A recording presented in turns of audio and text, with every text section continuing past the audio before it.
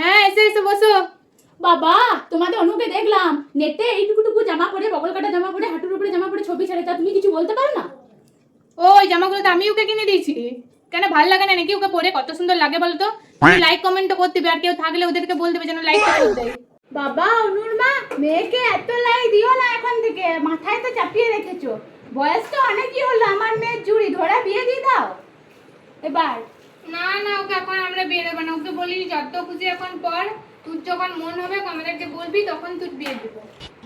বাবা গো অনুর মা, অনুরে চালু করেছে, রাত 12টা নাই, দিন নেই রাত নাই, নিচে কুঁদে বেড়াচ্ছে, রাত 12টার সময় পাড়ার মধ্যে দিয়ে হেঁটে হেঁটে ঘর আসতে, তো শাসন করতে পারো না নাকি? হ্যাঁ আমি তো ওকে ঘুরতে বলেছি, আমি আর ওর বাবা বলেছি যে এই টাইমটা ঘোরার টাইম, যত মনে হয় ঘুর। দুদিন এখন বিয়ে হয়ে গেলে তখন কি আর ঘুরতে পারবি? কি গো অনুর মা, তোমার মেয়ে তো প্রায়ই দেখি একটা ছেলের সঙ্গে কাঁধে হাত দিয়ে বাইকে ঘুরে বেড়ায়, তো তুমি শাসন করতে পারো না? সবই তো দেখতে পাই। ও ওটা তো আমাদের জামাই হবে।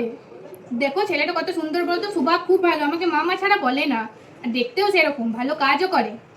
আমার আর